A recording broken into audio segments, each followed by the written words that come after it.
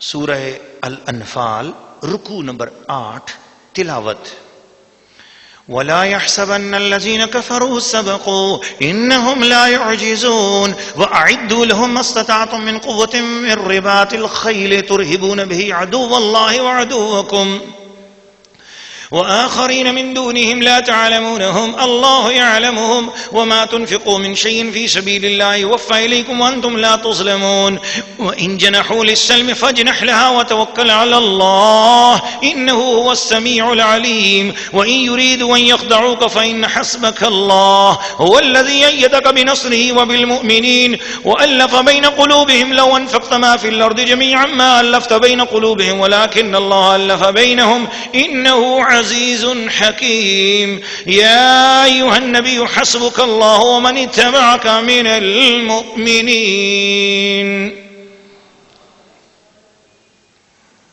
سورہ الانفال رکوع نمبر 8 ترجمہ کنز الایمان. اور ہرگز کافر اس گھمنڈ میں نہ رہیں کہ وہ ہاتھ سے نکل گئے، بے شک وہ عاجز نہیں کرتے. اور ان کے لیے تیار رکھو جو قوت تمہیں بن پڑے، اور جتنے گھوڑے باندھ سکو کہ ان سے ان کے دلوں میں دھاک بٹھا دو جو اللہ کے دشمن اور تمہارے دشمن ہیں، اور ان کے سوا کچھ اوروں کے دلوں میں جنہیں تم نہیں جانتے، اللہ انہیں جانتا ہے. اور اللہ کی راہ میں جو کچھ خرچ کرو گے تمہیں پورا دیا جائے گا اور کسی طرح گھاٹے میں نہ رہو گے. اور اگر وہ صلح کی طرف جھکیں تو تم بھی جھکو، اور اللہ پر بھروسہ رکھو، بے شک وہی سنتا جانتا. اور اگر وہ تمہیں فریب دیا چاہیں تو بے شک اللہ تمہیں کافی ہے. وہی ہے جس نے تمہیں زور دیا اپنی مدد کا اور مسلمانوں کا، اور ان کے دلوں میں میل کر دیا. اگر تم زمین میں جو کچھ ہے سب خرچ کر دیتے ان کے دل نہ ملا سکتے، لیکن اللہ نے ان کے دل ملا دیے. بے شک وہی ہے غالب حکمت والا. اے غیب کی خبریں بتانے والے یعنی نبی، اللہ تمہیں کافی ہے اور یہ جتنے مسلمان تمہارے پیرو ہوئے. سورہ الانفال رکوع نمبر 8 تفسیر. ناظرین و ناظرات اور سامعین و سامعات، اس رکوع میں جہاد کے لیے مسلمانوں کو ہر وقت تیار رہنے کا حکم دیا گیا، اور ایسا مال جو جہاد میں کام آئے اس مال کو اپنے پاس زیادہ سے زیادہ جمع کرنے کا حکم دیا. اس زمانے میں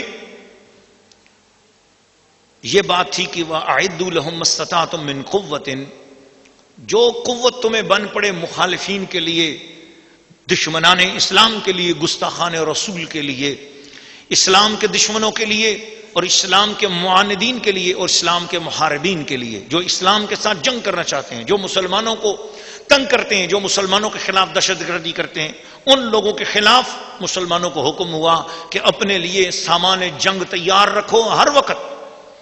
وَمِن رِّبَاطِ الْخَيْلِ، گھوڑے باندھ، جتنے گھوڑے باندھ سکتے ہو باندھو. اس زمانے میں زیادہ سے زیادہ گھوڑے جس کے پاس ہوتے تھے اس پہ روب پڑتا تھا، اس کا روب دوسروں پہ ہوتا تھا کہ بھئی یہ تو اتنے گھوڑے ہیں اس کے پاس، یہ تو کسی وقت بھی جو ہے نا وہ حملہ کر سکتا ہے. گھوڑا ایک روب کی چیز تھی، ایک جنگی ہتھیار تھا.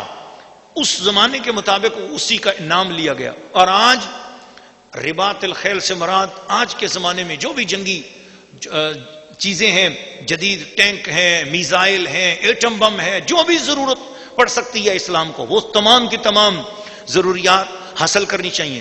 اور اسی سے پتہ یہ چلتا ہے کہ وہ لوگ جو سائنس کی تعلیم حاصل کریں وہ مسلمان، اور جدید اعلیٰ تعلیم حاصل کریں تاکہ مسلمانوں کو ترقی نصیب ہو. ایسی بچیاں پڑھیں، ایسے خواتین آگے بڑھیں جو دور جدید کے جتنے علوم ہیں ان کو حاصل کریں تاکہ مسلمانوں اور اسلام کو غلبہ نصیب ہونا چاہیے.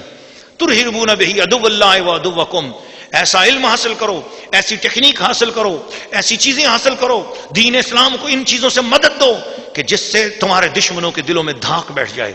وآخرین من دونہم لا تعلمونہم، کچھ دشمن تو ایسے ہیں جن کو تم ظاہری طور پر جانتے ہو کہ یہودی دشمن ہیں، ہندو دشمن ہیں، لیکن سارے یہودی یہ سارے دشمن نہیں ہو سکتے، لیکن جو بھی ہیں وہ ہیں تو دشمن انہی میں سے ہیں. لیکن کچھ دشمن ایسے بھی ہیں جن کو تم نہیں جانتے، وہ ہیں ایسے دشمن، اللہ ان کو جانتا ہے. سو اس لیے تم زیادہ سے زیادہ اللہ کے رستے میں جہاد کے لیے خرچ کرتے رہا کرو، اور جہاد کے لیے اپنی نسلوں کو، اپنی قوموں کو، عورتوں کو، ماؤں کو، بچوں کو تیار کرتے رہا کرو اللہ کے رستے میں قربانی کے لیے۔ اور پھر اسی طرح کہ جو تمہیں دھوکہ دینا چاہیں، اے محبوب آپ نہ گھبراؤ، فإن حسبک اللہ، آپ کے لیے اللہ کافی ہے۔ والذی ایدک بنصرہ، اللہ وہ ہے جس نے تمہیں زور دیا ہے، تمہیں مدد عطا فرمائی ہے، بنصرہ اپنی مدد، وبالمؤمنین اور ایمان والوں کی مدد بھی آپ کو عطا فرمائی ہے۔ اس سے پتہ یہ چلا کہ اللہ اپنے نبی کو کہہ رہا ہے کہ اے نبی تجھے میں نے بھی مدد دی ہے اور ایمان والوں نے مدد دی ہے۔ ارے جب نبی کو اللہ مدد دے اور اللہ کے ساتھ ایمان والوں کی مدد بھی ہو جائے تو خدا ایک ہی آیت کے اندر اپنی مدد بھی اور اپنے ساتھ ایمان والوں کی مدد کو استعمال فرمائے، نازل فرمائے، تو یہ شرک نہیں ہے۔ تو پھر اسی طرح جب ہم کہیں کہ میں اللہ نے مدد دی اور رسول نے مدد دی تو اس میں بھی شرک نہیں ہوتا۔ یہ جو لوگوں کے اندر بعد کا شرک کے حوالے سے ڈراوا بھی پایا جاتا ہے، وہ ڈراوا بھی دور کر لو۔ قرآن مجید فرماتا ہے آگے اسی میں اگلی آیت کے اندر ارشاد فرمایا، یا ایھا النبی، اے غیب کی خبریں بتانے والے، حسبک اللہ، اللہ بھی آپ کے لیے کافی ہے، ومن اتبعک من المؤمنین، اور جتنے مسلمان آپ کے غلام ہیں، آپ کے اتباع ہیں، آپ کے پیچھے چلتے ہیں، یہ سارے کے سارے مسلمان بھی آپ کے لیے کافی ہیں۔ یعنی اللہ بھی کافی ہے اور مسلمان آپ کے غلام بھی آپ کے لیے کافی ہیں، وہ آپ کی مدد کریں گے۔ تو اس لیے مسلمانوں کے ساتھ جو مدد ہوتی ہے اسے شرک نہیں کہا جاتا۔ یہ قرآن نے ایک کنسپٹ دیا، نظریہ دیا۔ یاد رکھنا، شرک ہوگا بتوں کی مدد، شرک ہوگی، شرک ہوگا لکشمی کا، شرک ہوگا کسی دیوی کا، شرک ہوگا کسی بت کا، شرک ہوگا کسی کنیسے کا، شرک ہوگا کسی گرجے کا۔ اگر آپ نے کسی گرجے سے رابطہ کیا، پادری سے رابطہ کیا، کسی قسیس سے رابطہ، کسی راہب سے رابطہ کیا، کسی یہودی سے، کسی ہندو سے، کسی غیر مسلم سے اگر آپ نے مدد مانگی تو یہ مدد مانگنا شرک ہوگا۔ ایمان والوں سے، مسلمانوں سے مدد مانگنا شرک نہیں ہے، کیونکہ اللہ پاک نے قرآن مجید کے اندر ارشاد فرما دیا ہے۔ تو جب ایمان والے مسلمانوں سے مدد مانگنا شرک نہیں ہے تو اولیاء اللہ سے بھی مدد مانگنا شرک نہیں ہے۔ اللہ پاک دیتا ہے اور عطا کرتا ہے۔ لیکن یہاں پر ساتھ ساتھ توحید کا یہ نظریہ بھی اپنے ذہن میں بٹھاتے جائیے کہ ہم نے کبھی بھی اولیاء اللہ کو خدا نہیں سمجھا ہے، اور انبیاء کو بھی خدا نہیں سمجھا، ان کو خدا سمجھ کر ان کو مدد کے لیے نہیں پکارتے، بلکہ اللہ نے انہیں مدد کے لیے بنایا ہے، اس لیے ہم ان کو مدد کے لیے پکارتے ہیں۔ اللہ تعالیٰ ہم سب کو دین اسلام کو قرآن مجید کے نظریے اور قرآن مجید کے آئینے میں سمجھ کر اپنی زندگیوں کو سنوارتے رہنے کی توفیق عطا فرمائے۔